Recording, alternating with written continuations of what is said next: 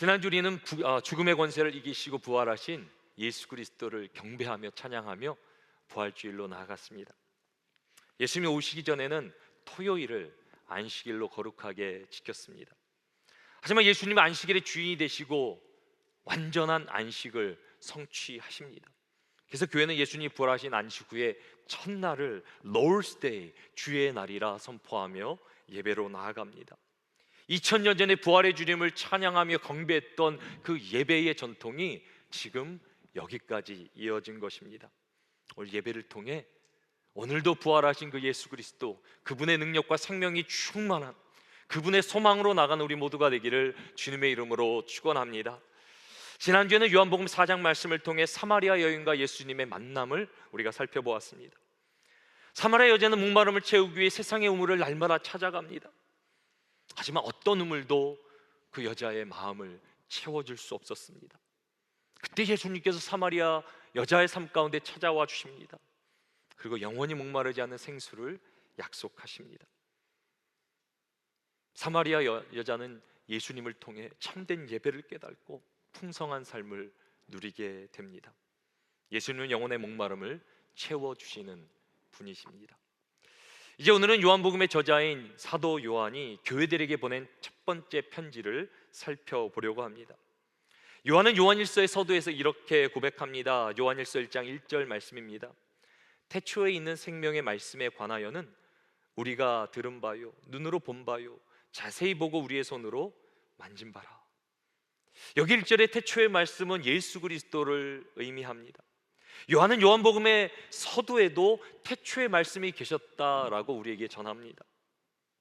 태초의 말씀 되신 예수 그리스도, 창조주 되신 분이 이 땅에 육신의 옷을 입고 오신 것입니다.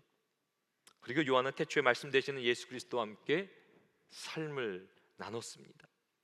예수님과 함께 울고 웃고 그분과 함께 식사도 하고 동산에 올라가 기도도 했습니다. 요한은 그것을 어떻게 표현합니까? 예수님을 눈으로 봤다, 또 자세히 보았다, 실제로 그분을 만지기까지 했다라고 고백합니다. 요한은 예수님의 십자가의 죽음과 부활, 그리고 하늘로 올라가신 승천까지도 목격하게 됩니다. 그리고 내린 결론이 무엇입니까? 예수님은 하나님의 아들이시며 하나님의 완전한 사랑이시라는 것입니다. 그래서 오늘 말씀의 제목은 하나님의 사랑으로 오신 아들입니다. 여러분들은 사랑이 무엇이라 생각하십니까? 우리는 사랑을 원하고 사랑을 경험하기도 합니다. 하지만 이 사랑이 무엇인지 정의를 내리기는 쉬운 일이 아닙니다. 여러분들은 사랑을 무엇이라 생각하십니까? 인류 역사 가운데 많은 학자들도 사랑을 정의해 보려고 노력했습니다. 심리학자 에리히 프롬은 사랑의 기술이라는 유명한 책에서 사랑을 이렇게 정의합니다. 사랑은 사람을 다른 사람으로부터 분리시키는 벽을 뚫고 서로 하나가 되게 하는 힘이며, 사랑은 고립감과 분리감을 극복하게 하여 자기 자신일 수 있게 하고 자신의 순수성을 유지할 수 있게 합니다. 상당히 어려운 철학적인 사랑의 정의가 됩니다. 그리고 프롬은 이렇게 결론을 내립니다. 사랑은 인간 존재의 문제에 대한 오직 합리적이고 만족할 만한 해답입니다. 사랑만이 인간 존재의 만족스러운 해답이라는 말에 동의가 되십니까? 실제로 세상은 사랑을 갈망하며 노래합니다. 세상에 존재하는 노래의 3분의 2가 사랑에 관한 내용이라고 합니다. 사랑이 없는 세상을 우리는 상상할 수가 없습니다. 사랑은 놀라운 것입니다. 사랑은 우리를 웃게도 만들고 울게도 만듭니다. 사랑은 너무나 다른 두 사람이 연합하여 한 몸을 이루게도 하는가 하면, 반대로 사랑이 사라지면 그 한 몸이 갈라져 원수가 되기도 합니다. 우리 모두도 사랑의 산물입니다. 우리 모두는 부모님이 사랑하심으로 낳아주신 사랑의 결과물이라고 할 수 있습니다. 사랑이 없다면 우리의 존재조차 없는 것입니다. 사랑은 인간을 인간답게 하는 본질이자 모든 문제의 해답입니다. 그렇다면 사랑은 도대체 무엇입니까? 성경은 놀랍게도 우리에게 이렇게 전합니다. 오늘 보면 7절과 8절 말씀 우리 함께 읽겠습니다. 사랑하는 자들아, 우리가 서로 사랑하자. 사랑은 하나님께 속한 것이니 사랑하는 자마다 하나님으로부터 와서 하나님을 알고, 사랑하지 아니하는 자는 하나님을 알지 못하나니 이는 하나님은 사랑이심이라. 성경이 전하는 진리는 무엇입니까? 사랑은 사람으로부터 비롯된 것이 아니라는 것입니다. 사랑은 하나님께 속한 것인데 그 이유는 하나님이 사랑이시기 때문이라 라고 오늘 본문은 우리에게 가르쳐 줍니다. 하나님은 사랑이십니다. 이것이 오늘 말씀의 키포인트가 됩니다. 우리 함께 믿음으로 고백하십니다. 하나님은 사랑이십니다. 인간의 문제는 결국 사랑의 문제입니다. 그리고 인간은 오직 그 해답을 하나님으로부터 찾을 수 있습니다. 하나님이 사랑이시기 때문입니다. 오늘 우리는 세 가지 질문을 통해 말씀을 살펴보려고 합니다. 그 첫 번째 질문은 하나님의 사랑은 우리에게 어떻게 나타납니까? 라는 질문이 되고요. 두 번째는 하나님의 사랑을 우리로 어떻게 반응하게 됩니까? 그리고 세 번째는 하나님의 사랑을 우리는 어떻게 실천하게 합니까? 이 세 가지 질문을 가지고 우리가 오늘 말씀을 살펴보도록 하겠습니다. 이 세 가지 질문의 답들은 영어 letter C로 시작하는 세 가지 키워드에 담겨져 있습니다. 오늘 말씀 가운데 제시할 세 키워드를 잘 여러분들 놓치지 마시고 기억하시면 좋겠습니다. 이제 첫 번째 질문입니다. 하나님의 사랑은 우리에게 어떻게 나타납니까? 이 질문의 답을 위해 우리가 함께 요한일서 4장 9절과 10절 말씀 우리 같이 읽겠습니다. 하나님의 사랑이 우리에게 이렇게 나타난 바 되었으니 하나님이 자기의 독생자를 세상에 보내심은 그로 말미암아 우리를 살리려 하심이라. 사랑은 여기 있으니 우리가 하나님을 사랑한 것이 아니요 하나님이 우리를 사랑하사 우리 죄를 속하기 위하여 화목제물로 그 아들을 보내셨습니다. 사도 요한은 하나님의 사랑이 어떻게 나타났다고 우리에게 말합니까? 독생자를 통해 나타났다라고 말합니다. 그렇다면 하나님의 독생자는 누구이십니까? 예수 그리스도이십니다. 하나님은 우리를 살리시기 위해 독생자를 세상에 보내십니다.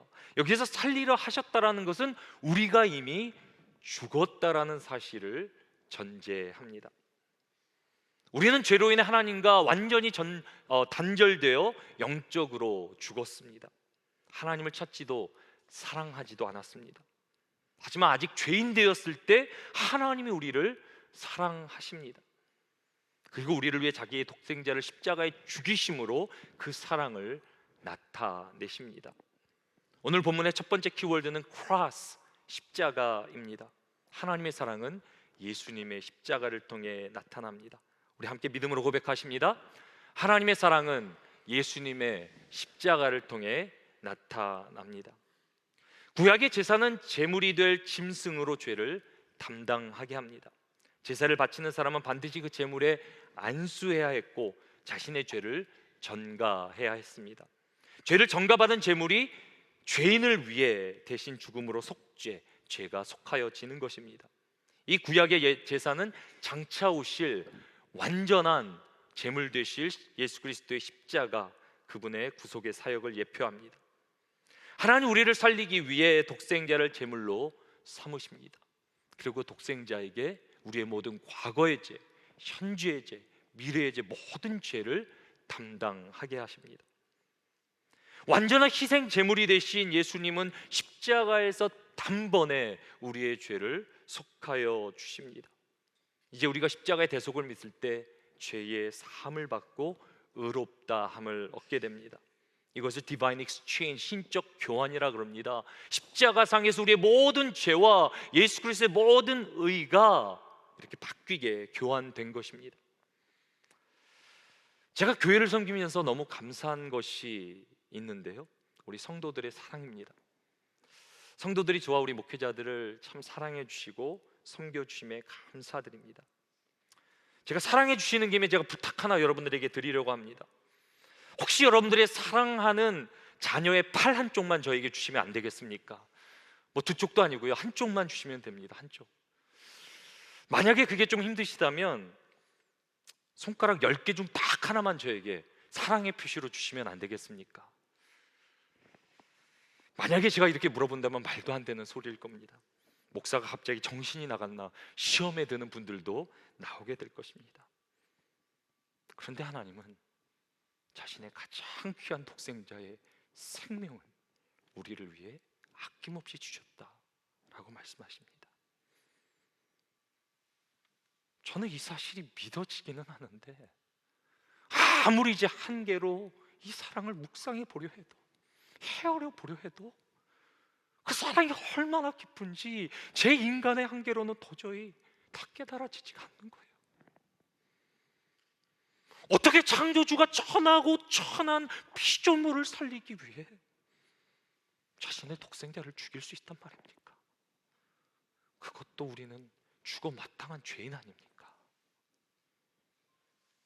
세상의 죄인을 살리기 위해 자기 독생자를 희생하는 신이 어디 있습니까? 하지만 성경은 그것이 하나님의 사랑이라 우리에게 전합니다. 하나님의 타락한 인간을 구원하기 위해 독생자를 세상에 보내주심으로, 십자가에 죽이심으로 우리를 구원하십니다. 이것이 우리가 믿는 복음입니다. 하나님의 사랑은 예수 그리스도의 십자가를 통해 나타납니다. 이제 두 번째 질문입니다. 하나님의 사랑은 우리로 어떻게 반응하게 합니까? 이 질문을 답하기 위해 우리는 11절을 읽어야 되는데요, 우리 같이 함께 요한 1서 4장 11절 같이 읽겠습니다. 사랑하는 자들아, 하나님이 이같이 우리를 사랑하셨은즉 우리도 서로 사랑하는 것이 마땅하도다. 사도 요한은 성도들을 향해 편지하며 하나님이 독생자를 주시기까지 사랑하셨으니, 우리가 이해가 되지 않지만 하나님께서 그렇게 우리를 사랑하셨으니 우리도 서로 사랑하는 것이 마땅하도다 라고 전합니다. 성부, 성자, 성령 하나님께서는 영원부터 영원까지 사랑으로 완전한 연합체를 이루시는 분입니다. 이것을 우리는 성삼위일체라고 합니다.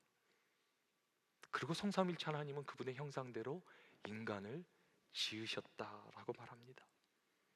그래서 하나님의 창조의 목적은 사랑입니다.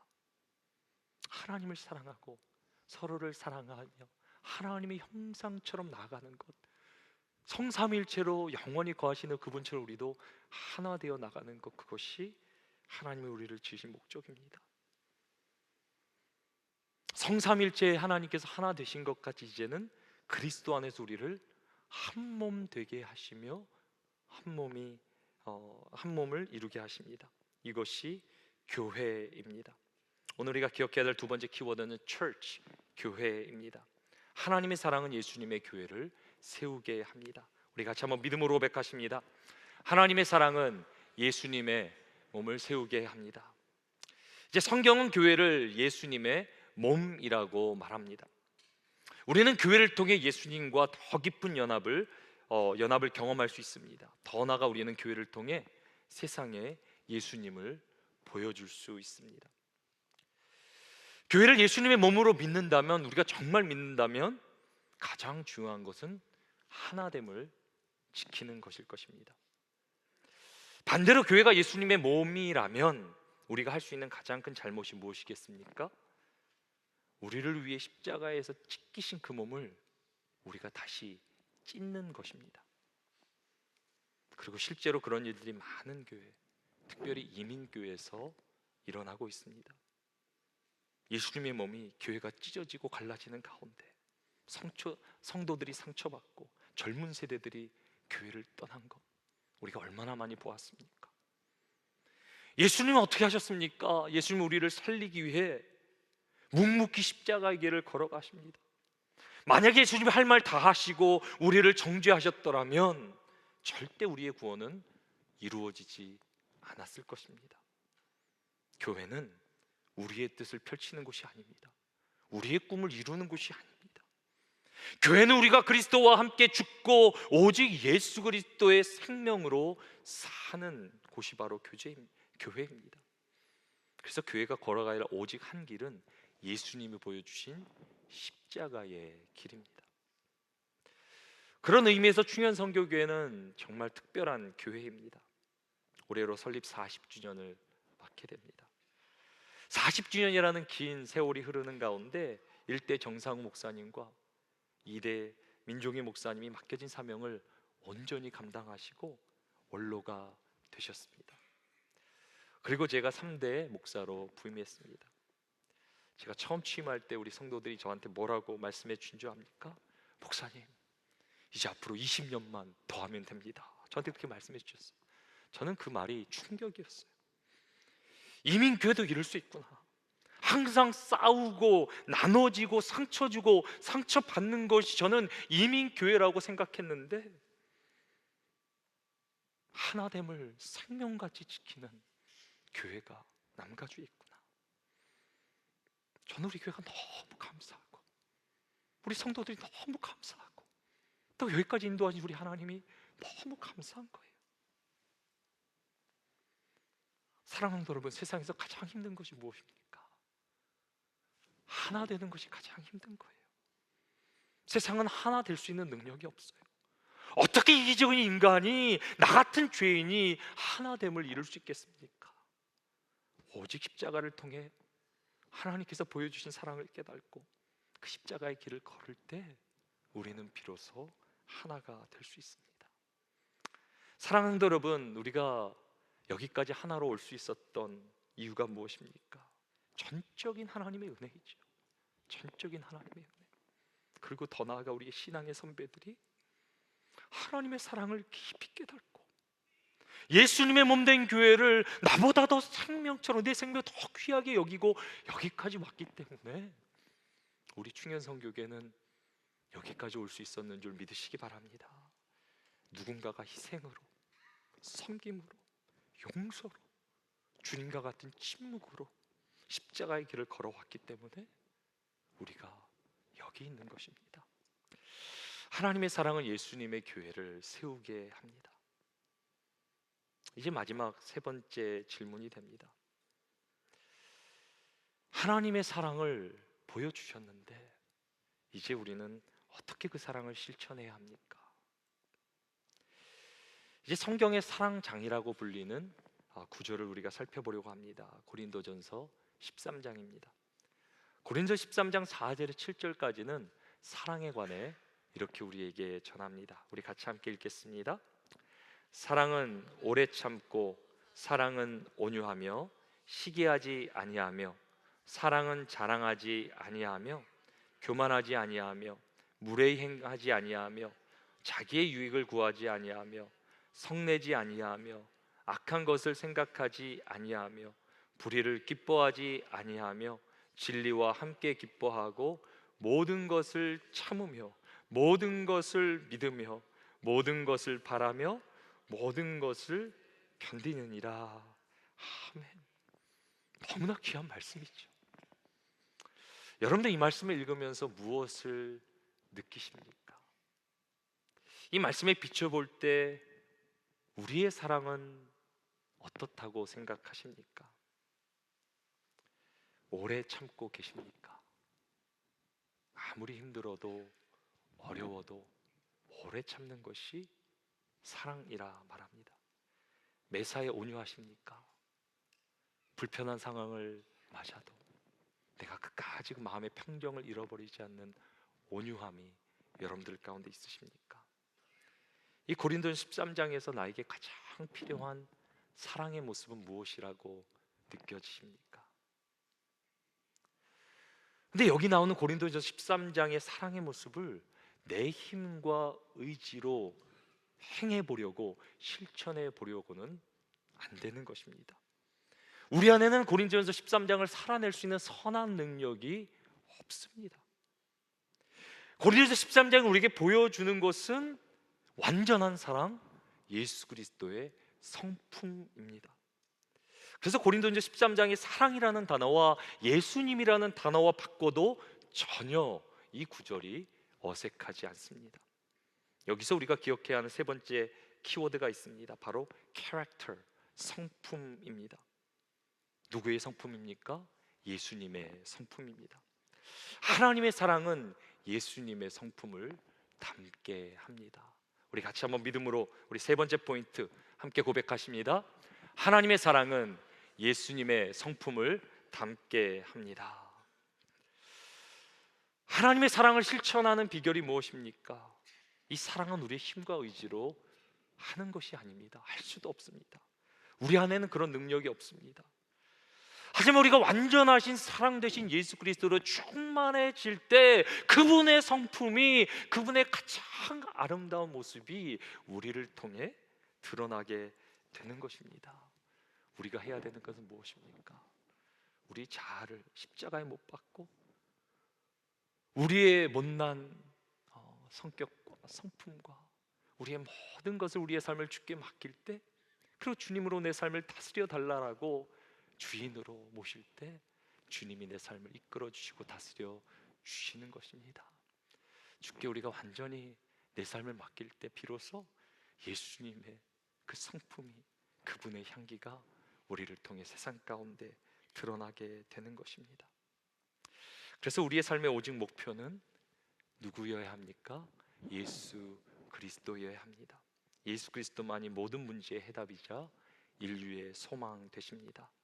이제 오늘 말씀을 생각하며 크라이스트 커넥션, 우리 함께 믿음으로 고백해 보겠습니다. 하나님은 본질상 사랑입니다.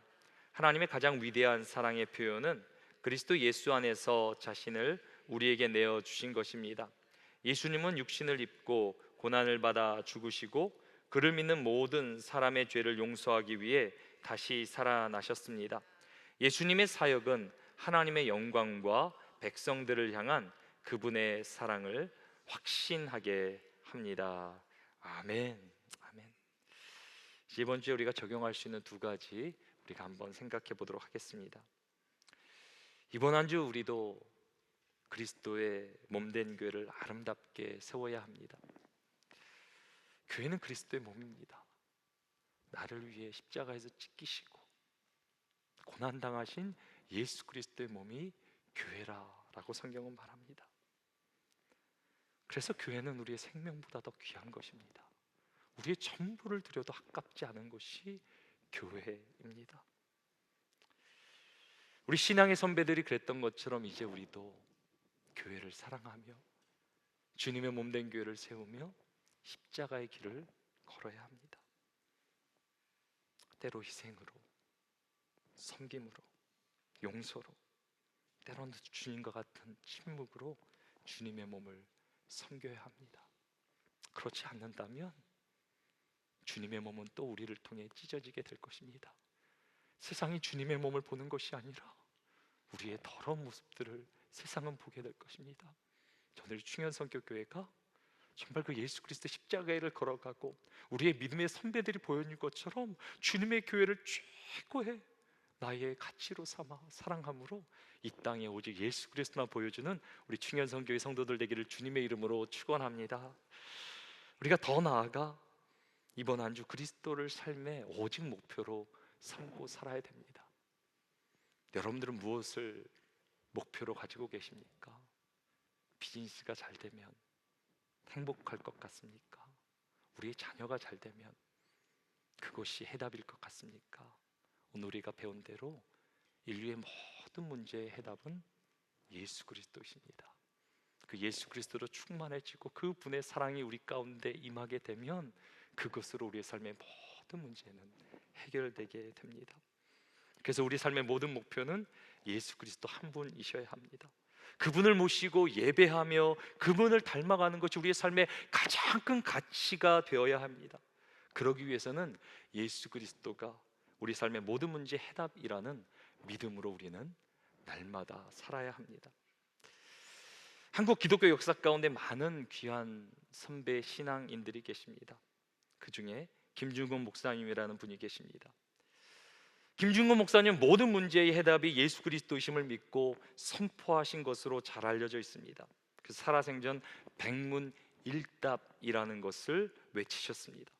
백문일답이란 100가지의 질문, 그 모든 질문, 거기에 해답은 예수 그리스도라는 것입니다. 우리도 이 시간 예수 그리스도를 마음에 품고 이제 살아갈 한 주간의 삶을 주께 올려드리며 예수 그리스도를 나의 해답으로 붙잡고 우리가 믿음의 결단으로 나아가려고 합니다.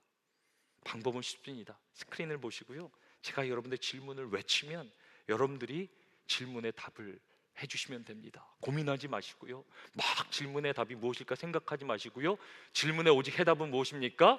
예수 그리스도, 그거 하나만 기억하시면 돼요. 그거 하나만 한 주간 기억하시고 살아가시면 돼요. 그러면 예수님께서 우리의 삶을 주관하시고 다스려 주실 줄 믿습니다. 준비되셨습니까?